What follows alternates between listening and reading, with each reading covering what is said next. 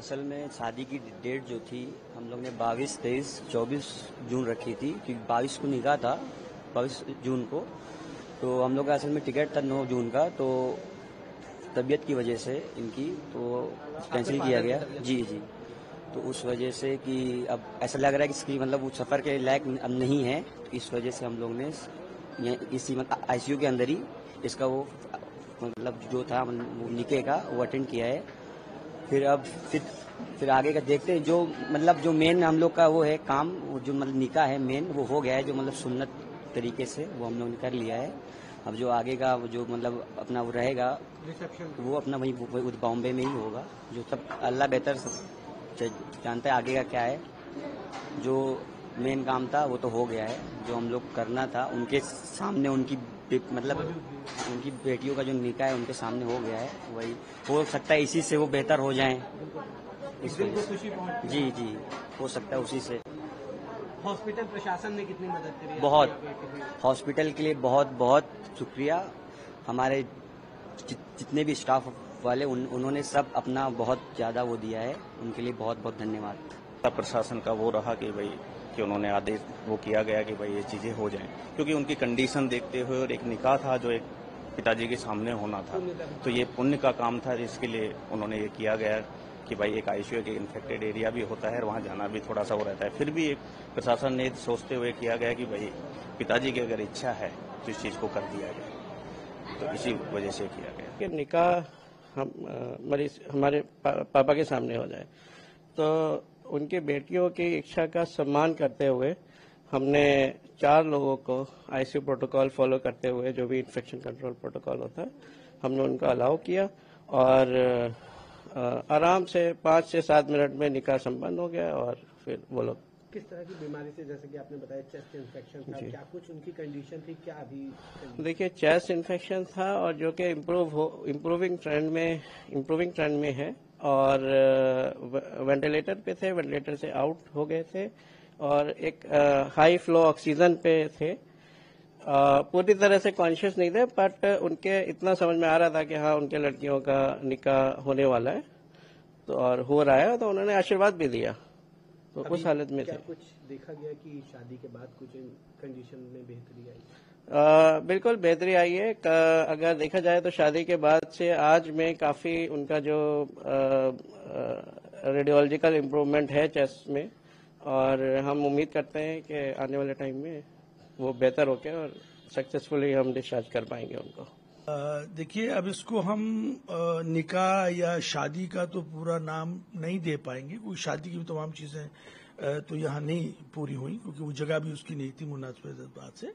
लेकिन एक सज्जन हैं जो कि काफी बीमार हैं और वो 4-5 दफा यहाँ भर्ती हुए हैं, और करीब में उन्नाव एक जगह है, वहीं के करीब के कहीं रहने वाले हैं। एक संभ्रांत व्यक्ति हैं और उनके बहुत मुरीद भी हैं। एक कोई वह खानका है जिसके कि उससे ज्यादा हैं, तो उनकी बच्चियां हैं ये।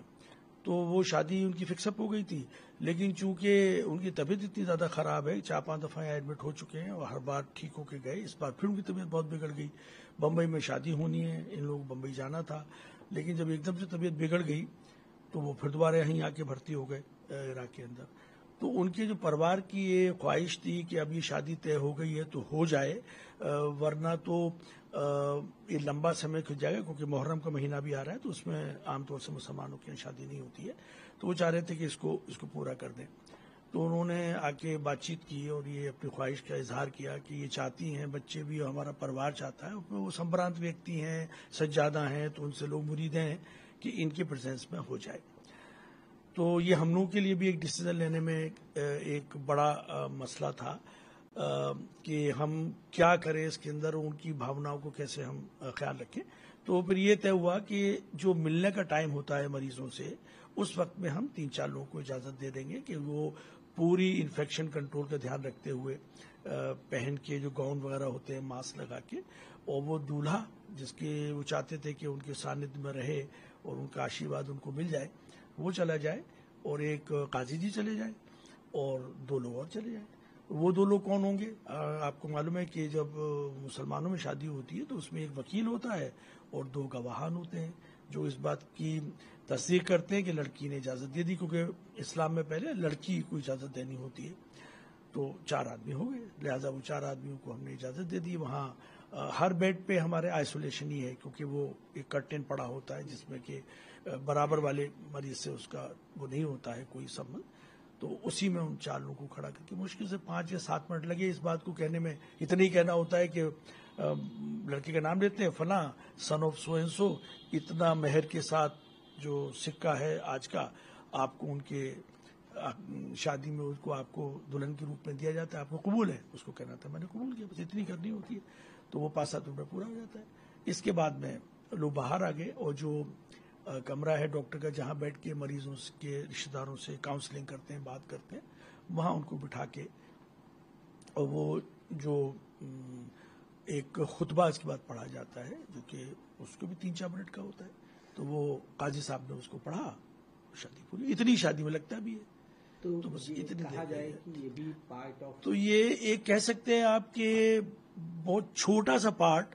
अगर ये पूरा आधा घंटे का अगर पूरा काम हो तो उसके 7 मिनट जो है वो मरीज के पास दूल्हा और उनके जो काजी साहब थे उनके पास गया। तो ये एक उनकी आखिरी विल फैमिली की थी, वो चाहते थे, हालांकि वो पूरे होश में नहीं थे और वो हम उनको एक खास क्रिया से उनको ऑक्सीजन दे रहे थे, नॉर्मल ऑक्सीजन नहीं, एक और इंस्ट्रूमेंट के जरिए से उनको ऑक्सीजन दे रहे थे। थोड़ी सी उनकी आंखें खुली हुई थी और जब उनको बताया कि ये ऐसे ऐसे उनके जो बेटे हैं जो बम्बई में रहते हैं वो डॉक्टर हैं, उन्होंने बताया कि इस तरह से ये कर रहे हैं, तो उन्होंने हल्की सी आंखें खोली। तो ये लोग सब सेटिस्फाई हुए कि चलिए उनकी प्रेजेंस में ऐसा हो गया।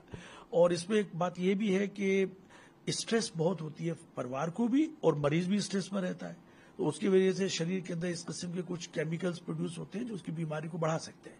कोर्टिसोल है, एडिनिन वगैरह है, तो ये चीजें तो हम समझते हैं कि ऐसा करने से अगर उनको थोड़ी मन को चित्त को शांति मिली तो ये मरीज के लिए भी फायदेमंद हो सकता है, परिवार को भी शांति है कि उन्होंने अपनी तरफ से सब कर लिया। और ये भी एक हुआ कि जो परिवार का जो हम ट्रीटमेंट कर रहे हैं, और मेडिकल कॉलेज का काम जो है वो ये नहीं है कि खाली इलाज करें, बल्कि ये काम है कि वो अपने नर्सेज और डॉक्टर को सिखाए कि इलाज कैसे करते हैं, उसी के लिए मेडिकल कॉलेज होते हैं। तो हम समझते हैं कि इससे वो भी एक मैसेज हमने पास ऑन किया अपने जो हमारे डॉक्टर्स हैं कि देखो अगर इस तरह की कोई बात आती है तो हम उनका सम्मान करेंगे, उनकी आखिरी विशेष का सम्मान करेंगे। मैं आपको बता दूं कि हमारे यहाँ इस किस्म का केस की कोई पहला नहीं है, ऐसे और केस भी आ चुके हैं कि एक परिवार आया, उसका बच्चा नवजात शिशु एडमिट था और उनको पंडित जी ने बताया कि कुछ अन्न का दान कर दें। तो उन्होंने की ख्वाहिश थी कि वो 3 पोटलियों में कुछ लेके आए थे, कुछ वजन था उसका, अन्न थे 3 तरह के, कि इसको बच्चे के ऊपर से उतार दें ऐसे करके, और उतार के हम इसको पुण्य कर देंगे। तो हमने उनको भी यही किया कि अच्छा ठीक है, मिलने के समय पे आप चले जाइएगा। उनको अपने गाउन पहनाया और वो हमारी एनआईसीयू के अंदर गए। ये तो आईसीयू था बड़ों का, एनआईसीयू था नवजात शिशु को होता है।